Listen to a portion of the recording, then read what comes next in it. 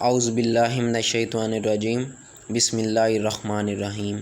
شروع اللہ کے بابرکت نام سے جو بڑا مہربان نہایت رحم کرنے والا ہے۔ وہی سب کا خالق و مالک ہے اور وہی حقیقی بادشاہ ہے اور وہی ہر چیز پہ قادر ہے۔ میرے چینل علم اور وظائف میں سب دوستوں کو خوش آمدید۔ امید کرتا ہوں کہ آپ سب خیریت سے ہوں گے۔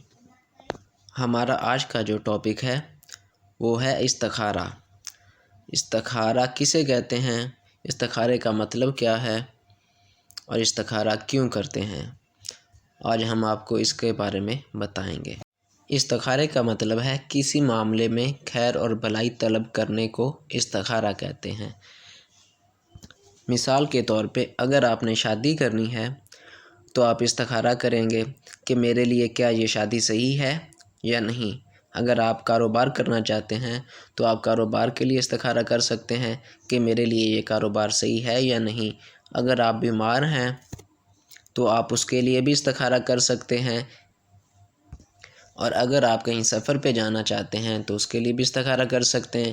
انٹرویو، جاب، پارٹنرشپ اور کسی کے ساتھ آپ انویسٹمنٹ کرنا چاہتے ہیں تو اس کے لیے بھی آپ استخارہ کر سکتے ہیں۔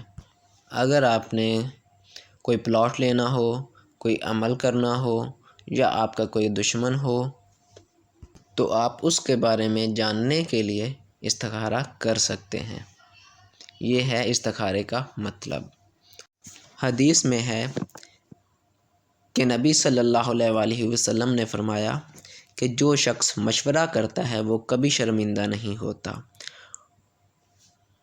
اور جو شخص استخارہ کرتا ہے وہ کبھی ناکام نہیں ہوتا۔ استخارہ دراصل اللہ تعالیٰ سے خیر کی دعا ہے۔ ایک دوسری روایت میں حضرت جابر رضی اللہ تعالیٰ عنہ سے روایت ہے کہ حضور صلی اللہ علیہ وآلہ وسلم نے فرمایا کہ حضور صلی اللہ علیہ وآلہ وسلم ہم کو اہم کاموں میں اس طرح استخارہ کی تعلیم فرماتے تھے جس طرح قرآن پاک کی صورتوں کو یاد کرواتے تھے، اور فرماتے تھے کہ جب تم میں سے کوئی اہم کام کا ارادہ کرے تو 2 رکعت نفل پڑھے۔ اور دوسری روایت میں ہے حضرت انس رضی اللہ تعالیٰ عنہ سے فرمایا، اے انس، جب تم کوئی امر تردد میں ڈال دے تو تم اپنے رب سے استخارہ کرو اور 7 بار کرو، اور پھر دل میں جو بات آئے اسے خیر سمجھو۔ اب ہم آتے ہیں استخارے کے طریقے پہ۔ تو استخارے کا طریقہ یہ ہے کہ سب سے پہلے آپ نے مغرب یا عشاء کی نماز کے بعد 2 رکعت نفل پڑھنے ہیں استخارے کی نیت سے۔ نفل پڑھ کے آپ نے سونے کی جگہ پہ چلے جانا ہے اور وہاں بیٹھ کر آپ نے 25 بار یہ کلمات دہرانے ہیں، یا شیخ عبد القادر جیلانی شیئا للہ، یا شیخ عبد القادر جیلانی شیئا للہ، اور اول آخر میں آپ نے 5 بار درود غوثیہ پڑھنا ہے۔ اور نفل پڑھنے کا طریقہ کار یہ ہے کہ الحمد شریف کے بعد آپ نے 3 بار سورۃ الم نشرہ پڑھنی ہے۔ اسی طرح آپ نے 2 نفل پورے کرنے ہیں۔ اس پورے عمل کو کرنے کے بعد آپ بنا کلام کیے سو جائیں، اور انشاءاللہ 1، 2 یا 3 دن میں آپ کو خواب میں بتا دیا جائے گا یا کوئی آپ کو اشارہ مل جائے گا۔ یہ عمل بہت ہی آسان اور نایاب ہے۔ اب ہم بات کرتے ہیں کہ کیا کوئی استخارے کا مقرر ٹائم ہے؟ نہیں، اس کا کوئی مقرر ٹائم نہیں ہوتا، یہ آپ کسی بھی وقت کر سکتے ہیں۔ کچھ لوگ کہتے ہیں کہ استخارہ کرنے کے بعد ہمیں کوئی خواب نہیں آیا یا کوئی اشارہ نہیں ملا، تو اس کا مطلب یہ ہے کہ اگر آپ کو کوئی خواب یا اشارہ نہیں ملا تو ہو سکتا ہے کہ اللہ تعالیٰ نے اس کام کے بارے میں آپ کے دل میں بات ڈال دی ہو کہ یہ کام صحیح ہے یا نہیں۔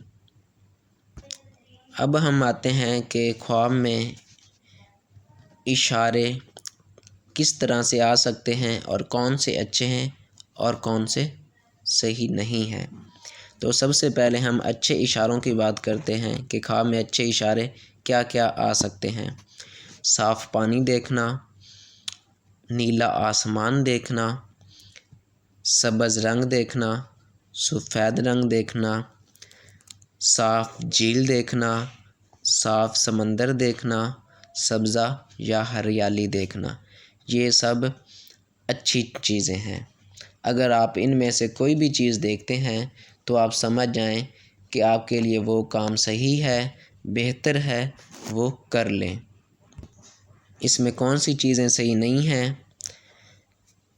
اس میں سب سے پہلے گندا پانی دیکھنا، کالا رنگ دیکھنا، کالا آسمان دیکھنا، یا کسی کو روتے ہوئے دیکھنا، یا اندھیرا دیکھنا، یا کسی کو مایوسی کے عالم میں دیکھنا، یا کسی جاہل کو دیکھنا، یہ سب چیزیں نامناسب ہیں۔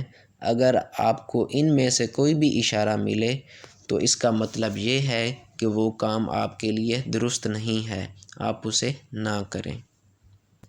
اس عمل کی اجازت سب لوگوں کو ہے، جو عمل کرنا چاہے وہ کر سکتا ہے۔ عمل کرنے کے بعد دعا خاص طور پر مانگیں، اور عمل پورا ہونے کے بعد کوئی بھی میٹھی چیز لے لیں اور بچوں کو تقسیم کر دیں،